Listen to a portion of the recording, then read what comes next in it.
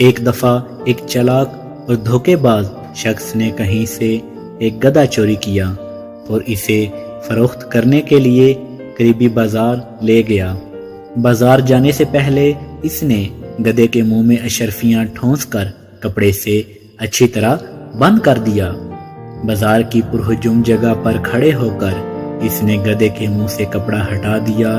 جیسے ہی کپڑا ہٹا، گدھے کے منہ سے اشرفیاں نکل کر زمین پر گرنے لگیں۔ سکوں کی جھنکار سن کر لوگ متوجہ ہو گئے اور حیران ہو کر پوچھنے لگے کہ گدھے کے منہ سے سکے، وہ بھی سونے کے، یہ کیا ماجرا ہے؟ دھوکے باز کہنے لگا، بھائیو، یہ ایک عجیب و غریب گدھا ہے اور میں اس سے بہت تنگ ہوں۔ میں جب بھی پریشان یا اداس ہوتا ہوں تو دن میں ایک بار اس کے منہ سے سونے کی اشرفیاں گرنے لگتی ہیں۔ اب تو میرے گھر میں اشرفیاں رکھنے کی جگہ بھی نہیں بچی، اس لیے میں چاہتا ہوں کہ اسے کوئی ضرورت مند اور جانوروں سے پیار کرنے والا تاجر خرید لے۔ لوگوں نے اشرفیاں گرتی ہوئی اپنی آنکھوں سے دیکھ لی تھیں اور باقی کا قصہ سن کر ہر کسی کی خواہش یہی تھی کہ یہ گدھا جتنے میں بھی مل جائے سستا ہے۔ ایک دوسرے سے بڑھ چڑھ کر بولیاں لگاتے ہوئے آخر کار ایک بڑے تاجر نے خطیر رقم کے عوض اسے خرید لیا۔ فروخت کرنے والے نے رقم اور زمین پر گرے ہوئے سکے سمیٹے اور گھر چلا گیا۔ جس تاجر نے گدھا خریدا تھا وہ فخر سے گردن اکڑائے ہوئے چل رہا تھا اور اہل علاقہ اس کے پیچھے پیچھے چلتے ہوئے اس کے گھر تک پہنچ گئے۔ سارے لوگ مل کر اداس اور پریشان شکلیں بنا کر گدھے کے ارد گرد بیٹھ گئے۔ لوگ گھنٹوں بیٹھ کر انتظار کرتے رہے اور بالآخر وہ سچ مچ پریشان ہو گئے۔ اس دوران گدھا جو کب سے بھوکا تھا، اس نے خوب چارہ کھایا مگر ایک سکہ تک نہ گرا۔ آخر وہاں سے کسی دانا کا گزر ہوا۔ اس نے بتایا کہ تمہارے ساتھ دھوکا ہو چکا ہے۔ اس سے پہلے کہ فروخت کرنے والا بھاگ جائے، فوراً اس دھوکے باز کو پکڑو۔ وہ تاجر اور اہل علاقہ اکٹھے ہو کر جب اس دھوکے باز کے گھر کے باہر پہنچے اور دروازہ کھٹکھٹا کر اس کے متعلق پوچھا تو اندر سے اس دھوکے باز کی بیوی نے کہا کہ وہ تو کہیں کام سے دوسرے گاؤں گئے ہوئے ہیں، آپ باہر ہی انتظار کریں، میں اپنا پالتو کتا بھیجتی ہوں، یہ جا کر انہیں آپ کے متعلق بتائے گا اور انہیں ہر صورت ساتھ بھی لے کر آئے گا۔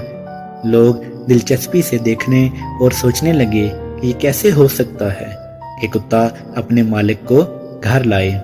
دراصل اس چالاک شخص نے جب دیکھا کہ تمام لوگ اس کے گھر کے باہر جمع ہیں تو اس نے اپنی بیوی کو کتے والی پٹی پڑھائی، گھر میں پہلے سے بندھے ہوئے کتے کو آزاد کیا اور خود گھر کی پچھلی سمت سے چپکے سے نکل گیا۔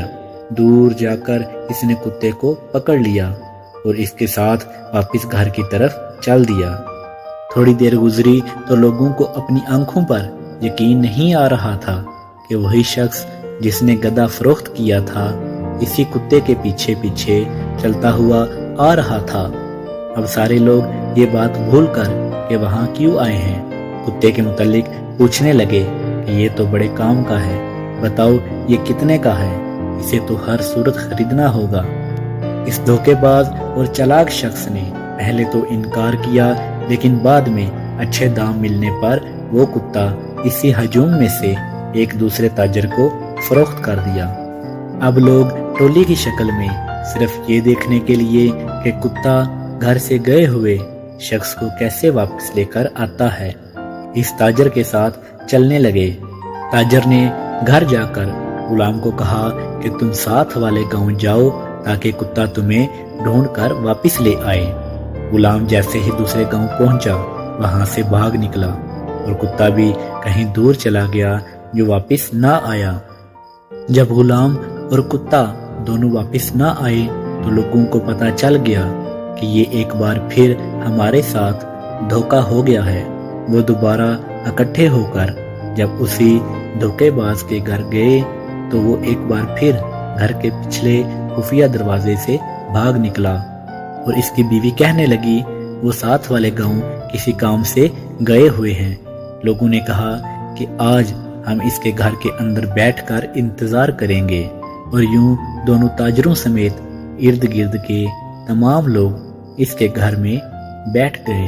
جب کافی دیر گزر گئی تو وہی دھوکے باز گھر میں داخل ہوا اور وہاں بیٹھے ہوئے لوگوں کو دیکھ کر چاپلوسی سے کام لیتے ہوئے ان کے سامنے جھک جھک کر ادا بجا لانے لگا اور بیوی سے پوچھنے لگا کہ میرے خاص مہمانوں کی تکریم میں تم نے کیا کیا؟ ان مہمانوں کو کچھ کھانے پینے کو دیا یا بھوکا ہی بٹھایا ہوا ہے؟ وہ لوگ دل ہی دل میں شرمندہ ہونے لگے کہ ہم جسے دھوکے باز سمجھ رہے ہیں وہ تو بڑا سخی اور مہمان نواز بندہ ہے۔ اس کی بیوی نے انکار میں سر ہلاتے ہوئے کہا کہ ان فضول اور فالتو لوگوں کو کون مہمان بناتا ہے؟ میں نے تو انہیں پانی تک نہیں پوچھا۔ یہ سن کر وہ شخص غصے میں پاگل ہو گیا اور جیب سے ایک خنجر نکال کر بیوی کے پیٹ میں گھونپ دیا۔ فوراً لہو بہہ نکلا اور اس کی بیوی لہرا کر نیچے فرش پر گر پڑی۔ وہاں بیٹھے ہوئے لوگ اسے برا بلا کہنے لگے کہ ہمارے پیسوں کو تو رہنے دو، لیکن ہمارے لیے اپنی بیوی کو قتل کرنا کہاں کی دانش مندی ہے۔ وہ چلاک اور دھوکے باز کہنے لگا، آپ لوگ فکر نہ کرو، یہ ہمارا روزانہ کا کام ہے۔ میں اسے غصے میں آ کر قتل کر دیتا ہوں تو دوبارہ اس سینگ سے زندہ بھی کر دیتا ہوں۔ یہ کہتے ہوئے اس نے دیوار پر ٹنگے ہوئے کسی جانور کے بڑے سے سینگ کی طرف اشارہ کیا، پھر وہ سینگ اتارا اور مری ہوئی بیوی کے پاس بیٹھ کر سینگ کو منہ میں دبا کر سپیروں کی طرح جھوم جھوم کر پھونک مار کر بجانے لگا۔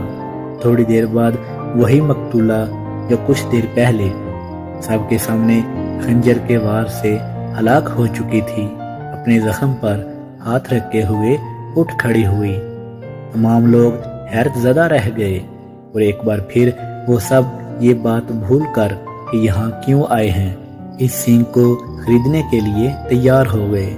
دھوکے باز نے بولی بڑھانے کی خاطر کہنا شروع کر دیا کہ یہ طلسماتی سینگ پوری دنیا میں ایک ہی ہے جو صرف میرے پاس ہے، اور میں اسے کسی بھی قیمت پر فروخت نہیں کروں گا۔ کرتے کرتے ایک بڑے تاجر نے سب سے زیادہ رقم ادا کر کے وہ سینگ خرید لیا، اور سینگ خرید کر وہ لوگ اپنے اپنے گھروں کو چلے گئے۔ جس نے سینگ خریدا تھا کہنے لگا، میں جو اپنی بیوی کی چخ چخ سے تنگ ہوں، آج اگر اس نے لڑائی کی تو مار دوں گا، اور رات سکون سے گزار کر صبح سینگ کی مدد سے زندہ کر لوں گا۔ لیکن در حقیقت اس دھوکے باز نے جب اپنے گھر کے باہر لوگوں کا ہجوم دوبارہ دیکھا تو فوراً منصوبہ بنا کر اس میں اپنی بیوی کو شامل کر لیا۔ لال رنگ کو ایک تھیلی میں ڈال کر بیوی کے کپڑوں میں چھپا دیا، پھر ایک خنجر لیا جس کے دستے میں خفیہ خانہ اور ایک بٹن تھا، جس کو دبانے سے خنجر کا پھل اپنے دستے میں غائب ہو جاتا، اور ایک پرانا بیکار سینگ لے کر دیوار پر لٹکا دیا، اور خود گھر کے خفیہ رستے سے نکل کر تھوڑی دیر روپوش رہ کر واپس آ گیا، اور پھر بیوی کو زندہ کرنے کا ڈرامہ رچا کر بیکار سینگ فروخت کر دیا۔ جس نے سینگ خریدا تو جیسے ہی گھر پہنچا تو اس کی بیوی نے حسب معمول لڑائی شروع کر دی۔ اس نے بے فکر ہو کر خنجر نکالا اور بیوی کے پیٹ میں گھونپ دیا۔ خون نکلا، وہ تڑپی اور ٹھنڈی ہو گئی۔ اس نے اٹھا کر کمرے میں لٹا دیا اور پوری رات ایسے ہی رہنے دیا۔ صبح اٹھ کر اس نے بتیرا سینگ کو مختلف طریقوں سے بجایا، مگر وہ تو مردہ ہو چکی تھی۔ دھیرے دھیرے اسے اپنی بے وقوفی کا احساس ہونے لگا۔ وہ پچھتاوے کے احساس کے ساتھ گھر سے نکلا تو باہر تمام لوگ اس کے منتظر تھے کہ پتہ کریں رات کیا بیتی اور سینگ نے کیا کمال دکھایا۔ وہ شخص دکھ اور شرمندگی کو چھپانا چاہتا تھا، مگر کچھ لوگوں نے جب اصرار کیا تو اصل بات اگلوا ہی لی۔ اب کی بار انہوں نے پکا ارادہ کر لیا کہ اس نوسرباز کی کسی بات میں نہیں آنا اور اس کو دیکھتے ہی قابو کر کے ایک بوری میں بند کر کے سمندر میں ڈال دیں گے۔ سب نے اس بات پر اتفاق کیا۔ ایک بار پھر وہ لوگ اکٹھے ہو کر اس دھوکے باز کے گھر پہنچے اور اندر جا کر اسے قابو کر لیا۔ بڑی سی بوری میں ڈال کر سمندر کی طرف چل دیے۔ سمندر وہاں سے کافی دور تھا۔ بوری میں بند دھوکے باز شخص کو باری باری اٹھاتے ہوئے وہ سب لوگ تھک گئے تھے۔ سمندر سے آدھے فاصلے پر پہنچ کر انہوں نے کہا کہ تھوڑی دیر آرام کر لیتے ہیں، اس کے بعد آرام سے اسے پانی میں پھینک دیں گے۔ وہ لوگ تھکے ہوئے تھے، اس لیے جیسے ہی آرام کرنے کے لیے رکے تو انہیں نیند نے آ لیا اور وہ بے فکر ہو کر سو گئے۔ بوری میں بند شخص نے بھوک اور پیاس سے بے حال ہو کر چیخنا چلانا شروع کر دیا، مگر وہ تمام لوگ تو خواب خرگوش کے مزے لے رہے تھے۔ اسی اثنا میں وہاں سے ایک چرواہے کا گزر ہوا۔ اس نے دیکھا کہ لوگوں کا جمع غفیر آڑا ترچھا ہو کر سو رہا ہے اور ایک طرف پڑی ہوئی بوری سے چیخنے چلانے کی آوازیں آ رہی ہیں۔ اس نے بھیڑ بکریوں کو ایک طرف کھڑا کیا اور آگے بڑھ کر جب بوری کھولی تو اس نے دیکھا کہ اس کے اندر تو کوئی شخص بند ہے۔ چرواہے نے پوچھا کہ اے شخص تو کون ہے؟ یہ ارد گرد سوئے ہوئے لوگ کون ہیں اور تجھے کیوں بوری میں بند کیا ہوا ہے؟ یہ ماجرا کیا ہے؟ دھوکے باز نے کہا، سنو، یہ تمام لوگ میرے خاندان کے ہیں۔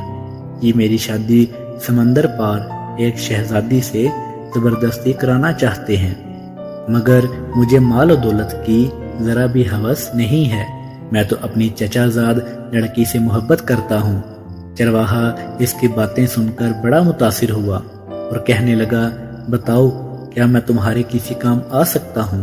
دھوکے باز کہنے لگا، ہاں ہاں کیوں نہیں، تم میری جگہ اس بوری میں آ جاؤ اور جب شہزادی کے سامنے بند بوری کھلے گی تو پھر اس کا تم سے شادی کرنے کے سوا کوئی چارہ نہیں ہوگا۔ چرواہا یہ سن کر خوش ہو گیا اور ہنسی خوشی اس دھوکے باز کی جگہ بوری میں بند ہو کر بیٹھ گیا۔ دھوکے باز نے وہاں سے چرواہے کی بھیڑ بکریوں کو ساتھ لیا اور واپس اپنے گھر آ گیا۔ وہ لوگ جب نیند سے بیدار ہوئے تو انہوں نے بوری کو اٹھایا اور چلتے چلتے آخرکار سمندر میں پھینک دیا اور مطمئن ہو کر اپنے اپنے گھروں کو لوٹ آئے۔ اگلے دن انہوں نے دیکھا کہ دھوکے باز شخص کے گھر کے باہر 300-400 کی تعداد میں بھیڑ بکریاں بندھی ہوئی ہیں۔ وہ بڑے حیران ہو کر جب وہاں گئے تو دیکھا کہ جس کو سمندر میں پھینک کر آئے تھے وہ تو گھر میں بیٹھا اپنی بیوی سے گپیں لڑا رہا ہے۔ انہوں نے تعجب سے پوچھا کہ ہم نے تو تمہیں کل سمندر میں پھینکا تھا اور آج تم صحیح سلامت اپنے گھر میں ہو اور باہر بھیڑ بکریوں کا ریوڑ بھی ہے۔ وہ دھوکے باز شخص کہنے لگا، جب تم لوگوں نے مجھے سمندر میں پھینکا تو وہاں سے ایک جل پری نمودار ہوئی اور وہ مجھے اپنے ساتھ زیر سمندر بنے گھر میں لے گئی۔ وہاں ہیرے جواہرات اور موتیوں سے بنے ہوئے بے شمار محل اور ہزاروں کی تعداد میں مال مویشی تھے۔ جل پری نے مجھے مہمانوں کی طرح رکھا، میری خوب خاطردارت کی اور وہ مجھ سے شادی کرنا چاہتی تھی اور وہاں کا حاکم بنانا چاہتی تھی، مگر جب میں نے کہا کہ میری پہلے سے ایک بیوی ہے اور میں اپنے گھر جانا چاہتا ہوں تو اس نے کہا کوئی بات نہیں اور اپنی طرف سے بھیڑ بکریوں کا تحفہ دے کر کہنے لگی، اگر تمہارے علاقے میں کوئی ایسا ہے جو یہاں کی جل پریوں سے شادی کر کے یہاں عیش و عشرت کی زندگی گزارنا چاہتا ہو تو اسے یہاں لے آنا۔ یہ بات سننے کی دیر تھی کہ وہاں آئے ہوئے تمام بوڑھے اور جوان کہنے لگے، ہم وہاں جانا چاہتے ہیں اور وہاں جا کر حاکم بننا چاہتے ہیں۔ اس دھوکے باز شخص نے کہا کہ تم تو صرف چند افراد ہو، اگر اس قصبے کے تمام لوگ بھی وہاں چلے جائیں تو پھر بھی کم ہیں۔ انہوں نے کہا ہم قصبے کے ہر شخص کو اپنے ساتھ جانے کے لیے راضی کر لیں گے۔ دھوکے باز نے کہا ٹھیک ہے، کل صبح کے وقت سمندر کے کنارے ہر شخص اپنے لیے ایک بوری اور ایک رسی لے کر پہنچ جائے اور وہاں پہنچ کر ہر شخص ایک دوسرے کو بوری میں بند کرنے میں مدد کرے گا۔ اگلے روز صبح کے وقت دھوکے باز شخص نے سب کو بوری میں بند کیا اور اپنی بیوی کی مدد سے تمام بوریوں کو سمندر میں پھینک دیا۔ اس کے بعد وہ اس قصبے کا تن تنہا مالک بن گیا۔